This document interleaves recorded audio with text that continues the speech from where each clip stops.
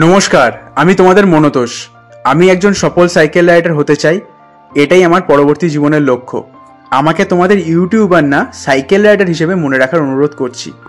আমি cycle rider হিসেবে নিজেকে দেখতে চাই নিজের কাছে। এবার থেকে যেগুলো তোমরা দেখবে সেগুলো জীবনের জার্নি, যেগুলো রেখে দেব জমিয়ে এই চ্যানেলে পরে স্মৃতিচারণ করার জন্য। স্বাগত জানাই সবাইকে আবারও একটি নতুন ডেস্টিনেশনে যাওয়ার জন্য। এবারে যে ডেস্টিনেশনটা সেটা হচ্ছে ন্যাজাট।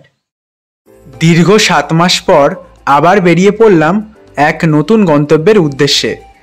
সেই গন্তব্য হলো ন্যাজাট। বাড়ি থেকে মাত্র 49 কিলোমিটার দূরে এই জায়গাটা। অতি সুন্দর এবং শান্ত পরিবেশ দিয়ে ঘেরা এই জায়গাটা। আর এরকম জায়গায় কেই বা আসতে না চায়, তাই আমিও ন্যাজাট যাওয়ার উদ্দেশ্যে বেরিয়ে পড়লাম।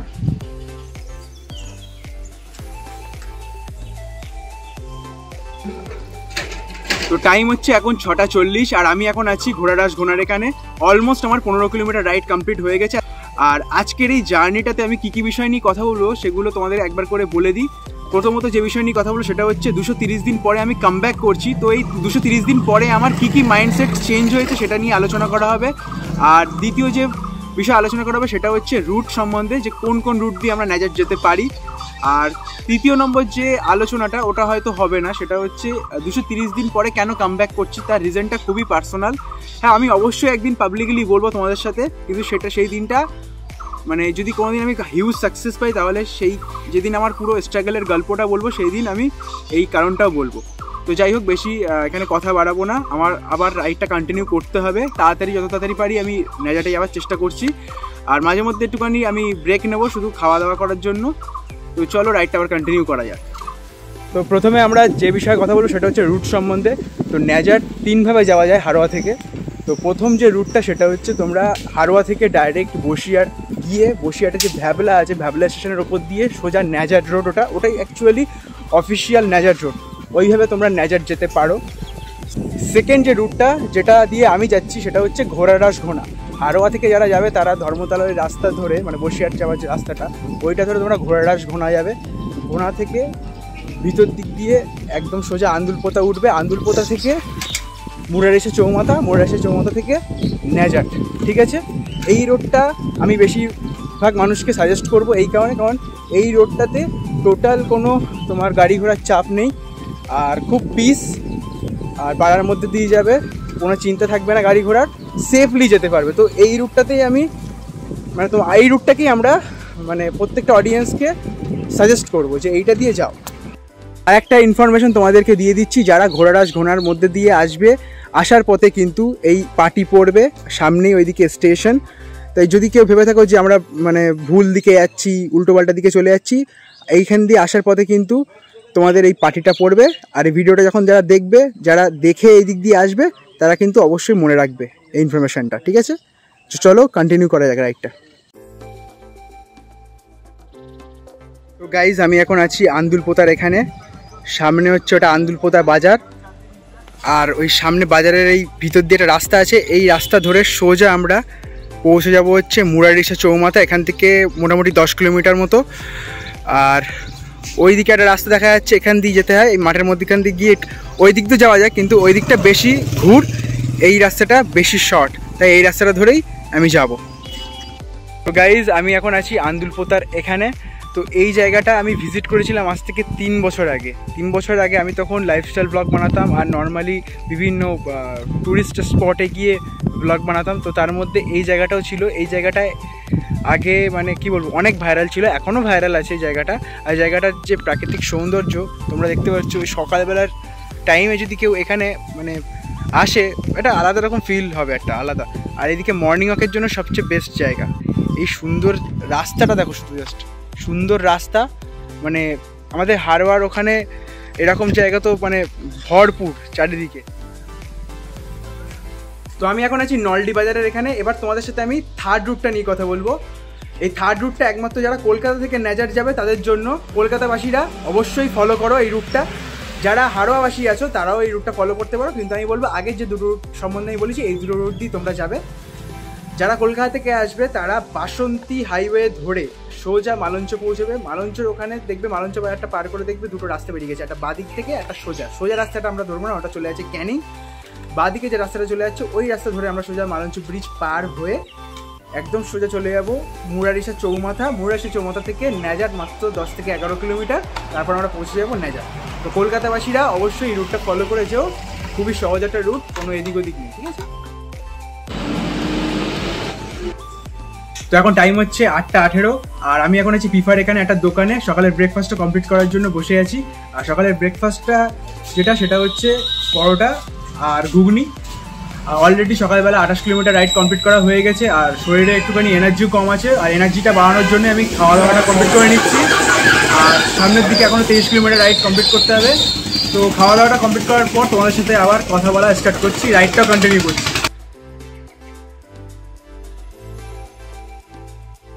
তো আমার ব্রেকফাস্ট কমপ্লিট করা হয়ে গেছে, এখন আমি রাইডটা আবার কন্টিনিউ করেছি, মেন রাস্তায় আছি। তো হ্যাঁ, যে বিষয়টা নিয়ে কথা বলা সেটা হচ্ছে, আমি তোমাদেরকে আগে একটা ভুল ইনফরমেশান দিয়েছি। সেটা হচ্ছে আমি তখন বলেছিলাম এক জায়গায় মুরারিসা চৌমাথা থেকে ন্যাজাট 10 থেকে 11 কিলোমিটার, ওটা 10 থেকে 11 কিলোমিটার হবে না, ওটা 17 থেকে 18 কিলোমিটার হবে, ঠিক আছে। তো এই ভুল ইনফরমেশানটা তখন দিয়ে ফেলেছি, তার জন্য সরি চাইছি, ঠিক আছে। এইবার আসি আমার মেন বিষয়, সেটা হচ্ছে যে 230 দিন ধরে আমি কোনো ভিডিওস দিইনি। তো এই 230 দিন পর আমার কী মাইন্ডসেট চেঞ্জ হয়েছে সেই নিয়ে কথা বলবো। এবার প্রথম যে মাইন্ডসেটটা আমার চেঞ্জ হয়েছে, সেটা সবচেয়ে বড় মাইন্ডসেট, সেটা হচ্ছে আমি একজন এক্স ইউটিউবার, মানে আমি এখন আর ইউটিউবার হিসেবে নিজেকে মনে করছি না এটা। আর তোমাদেরকেও বলছি, প্লিজ আমাকে আর ইউটিউবার হিসেবে কনসিডার করো না, আমাকে অ্যাজ এন সাইকেল রাইডার হিসেবে কনসিডার করো। এটা আমার মন থেকে তোমাদের কাছে একটা অনুরোধ। এর পিছনে একটা কারণ আছে, সেটা আমি তোমাদেরকে আস্তে আস্তে করে বলছি, ওয়েট করো। বড় রিজন সেটা হচ্ছে, ধরো আমি 5 থেকে 6 বছর ধরে ইউটিউব ভিডিও বানাচ্ছি, ঠিক আছে। সাইকেল রাইডার হবার আগে, মানে সাইকেল রাইডিং ভিডিও করার আগে অবধি ইউটিউবে আমি ভিডিও করতাম, এটা সবাই জানতো, অনেকেই অ্যাপ্রিসিয়েট করেছে। কিন্তু যেদিন থেকে আমি সাইকেল রাইডিং করাটা স্টার্ট করলাম, সেটা কিন্তু আরও 2 গুণ 10 গুণ বেড়ে গেল অ্যাপ্রিসিয়েশনটা। এইবার অনেকে হয়তো বলতে পারে যে তোমার অ্যাজ এন ইউটিউবার হিসেবে জার্নিটা শুরু হয়েছিল বলে তুমি সাইকেল রাইডিংয়ে আসতে পেরেছো, না হলে আসতে পারছো না, তাহলে তোমার পিছনের অতীতের কথাটা তুমি ভুলে যাচ্ছ কেন? আমি অতীতকে ভুলছি না, আমি সব কিছু মনে রেখে বুঝে শুনে এই ডিসিশনটা নিয়েছি। আমার মনে হয় অ্যাজ এন সাইকেল রাইডার হিসেবে আমি অনেকটা রেসপেক্ট পেয়েছি সোসাইটির কাছে, সোশ্যালভাবে, সোশ্যাল মিডিয়াতে।